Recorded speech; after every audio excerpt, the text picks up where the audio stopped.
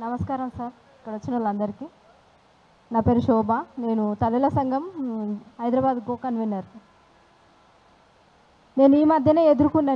మీరు టీవీలలో చూసి ఉండొచ్చు, పేపర్లలో విని ఉండొచ్చు. స్వయంగా మేము ఎదుర్కొన్నాము, ఎన్నో సమస్యలు ఎదుర్కొన్నాము. కొన్ని హాస్టల్ కూడా విజిట్ చేసినాము, స్కూల్ కూడా విజిట్ చేస్తాం. మేము జిల్లాలల్లో మండలల్లో మేము స్వచ్ఛందంగా, మాకు ఎలాంటి జీతాలు లేవు, అయినా కూడా మేము పిల్లల పక్షాన పనిచేస్తున్నాము. కానీ చాలా వరకు ఏంటంటే ఇప్పుడు గవర్నమెంట్ స్కూళ్ళు కూడా వెనుకబడే ఉన్నాయి. గురుకులాలలో అయితే మొత్తానికే వెనుకబడుతుందండి. ఏంటంటే ఒక అమ్మాయి విషయంలో అమ్మాయి సీట్ వచ్చినాక కూడా సీట్ రాలేదు, మీరు టైంకి మీకు ఫోన్ చేస్తే మీరు రాలేదు, మీకు క్యాన్సిల్ చేసినామంటే మేము ప్రజావానికి వెళ్ళి లెటర్ ఇవ్వడం జరిగింది. లెటర్ ఇస్తే మాకు చెన్నారెడ్డి సార్ ఒక లెటర్ రాసిచ్చాడు. ఆ లెటర్ కనీసం కూడా చూడలేదు. ఎక్కడ అది మాసప్ ట్యాంక్ దగ్గర హెడ్ ఆఫీస్ దగ్గర ఆ మేడం ఏం చేసిందంటే లోపలికి అలాట్ చేయలేదు. అట్లా ఎంతోమంది, ఆ అమ్మాయి ఒక విషయం కాదు, అట్లా అక్కడ వచ్చిన ఎంతోమంది పేరెంట్స్ పొద్దున 8 గంటలకు వచ్చిరంటే మధ్యాహ్నం 3 అయిపోయింది, 4 అయిపోయింది, అప్పటి వరకు కూడా పేరెంట్స్ వానకు ఏడ చెట్ల కింద కూర్చుంటున్నారు. బీసీ అని పేరుంటే ఎస్సీ అని వేసుడు, ఎస్సీ అని పేరుంటే బీసీ అని వేసుడు. ఆ మళ్ళీ లోపలికి అలాట్మెంట్ చేయనీయకపోవడం, ఎవరిని పోయి అడగాలి, ఎవరిని ప్రశ్నించాలి, ఎవరికి సమాధానం తీసుకోవాలని ఆ పేరెంట్స్ ఎన్ని కష్టాలు పడ్డారు. నేను స్వయంగా ఆడ ఉండి నేను చూసిన. నేనేం చేసిన అంటే నేను తీసుకెళ్ళిన అమ్మాయిని అయితే మేము ఏం చేయాలో అర్థం కాక పొద్దున్న నుంచి ఒక 2-3 గంటల సేపు వాడు వెయిట్ చేసి ఉన్న వాస్తవాలు చెప్పాలి. ఎందుకంటే ఇది పార్టీకి అతీతంగా నేను మాట్లాడటం లేదు.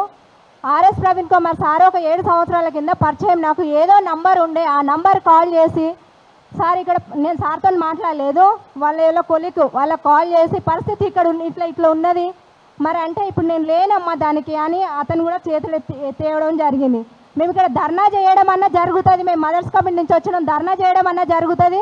ఏమనంటే పోలీస్ కంప్లైంట్ ఇస్తామంటారు, వాళ్ళు సొల్యూషన్ చెప్తలేరు, కానీ పోలీస్ కంప్లైంట్ ఇస్తామంటారు. ఎవరి మీద కంప్లైంట్ ఇస్తారు? చదువు కోసం సీట్లు వచ్చినాయి, మీరే ఫోన్ చేస్తారు, మీ సీట్లు కన్ఫర్మ్ అయినాయి అంటారు. ఆడిపోయిన తర్వాత మీ సీట్లే లేవు, క్యాన్సిల్ అయిందంట, అంతా మీ ఇష్టమేనా అని నేను గట్టిగానే మాట్లాడిన తర్వాత ఒక పేరెంట్స్ని మాత్రం పైకి పోనిచ్చారు. పైకి పోనిచ్చినాక ఆ పేపర్ కూడా ఆమె చూడకుండా ఏం చేసింది, నేను వెబ్సైట్ నమ్ముతా, మనుషులను నమ్మను, వెబ్సైట్ నమ్ముతాను, పేపర్ అక్కడ ఇసిరిగొట్టింది.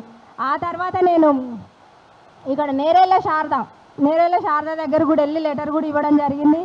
మళ్ళీ కూడా ప్రజావానికి వెళ్ళి ఈ లెటర్ తీసుకుపోయి మీ మాట పరంగా ఇట్లా వాడేస్తారు పేపర్ సార్ అంటే, మళ్ళీ ఆడనే ఉండి కాల్ చేస్తే వెంటనే ప్రిన్సిపాల్ కాల్ చేసి అమ్మ ఒక వారంలో సీట్ వస్తుంది మీ అమ్మాయి కానీ కన్ఫర్మ్ చేసింది. అంటే ఇలాంటి సమస్యలు ఎంతోమంది పిల్లలకు ఉన్నాయి, ఇవి ఎదుర్కొంటున్నారు, స్వయంగా ఎదుర్కొంటున్నారు. ఇంకొక అమ్మాయి అయితే సీట్ వచ్చిన తర్వాత వెళ్ళి చూస్తే ఏంటంటే ఈ నుంచి ఒక 50 అడుగుల దూరము అదేంది బాత్రూమ్స్ ఉన్నాయి, అవి చెట్లు పాములు వస్తున్నాయంట. అవన్నీ చూసి ఏం చేసింది ఆ పేరెంట్స్, నేను ఇట్లా వేసేది నా పిల్లల భవిష్యత్తు కోసం నేను వేస్తున్న హాస్టల్లో, నా పిల్లలకు భవిష్యత్తే లేనప్పుడు నేను ఆడ వేసేం లాభము, ఇంటికాడ ఉంచుకొని ఏదో గవర్నమెంట్లో ఉంటే వేస్తా లేకపోతే లేదని తీసుకొచ్చేసింది. అట్లా ప్రతి ఒక్క పిల్లల పరిస్థితి అట్లనే ఉన్నది సార్. ఎక్కువ అదే బీసీలు ఎస్సీలది ఎస్టీలది ఎక్కువ పరిస్థితి ఇదే ఉన్నది సార్. కాబట్టి ముఖ్యంగా గవర్నమెంట్ ఇప్పుడు ఏదైతే రాజకీయ నాయకులు ఉన్నారో, రాజకీయ నాయకులు కానీ గవర్నమెంట్ ఉద్యోగులు కానీ పిల్లల్ని గవర్నమెంట్ హాస్టల్లో గవర్నమెంట్ స్కూళ్ళల్లో వేయండి. ఎందుకంటే గవర్నమెంట్ జాబులు మీకు కావాలా, గవర్నమెంట్ స్కూళ్ళు హాస్పిటల్స్ మాత్రం మీకు వద్దు, ప్రైవేట్లలో పోతారు, మా పైసా దొబ్బి తింటారు, మీరు మాత్రం దానిలో పోయి సేఫ్గా ఏసీ కార్లలో ఏసీ స్కూళ్ళల్లో గవర్నమెంట్ స్కూళ్ళల్లో మీ పిల్లల్ని చదివించుకుంటారు.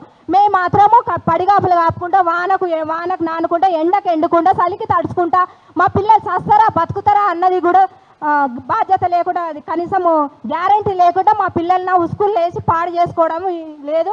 కాబట్టి గవర్నమెంట్ ఖచ్చితంగా దీని మీద ఖచ్చితంగా చర్య తీసుకోవాలి, పెద్ద ఎత్తున చర్య తీసుకొని దీనికి ఒక కొలిక్కి తీసుకోవాలని మా మదర్స్ కమిటీ నుంచి మేము డిమాండ్.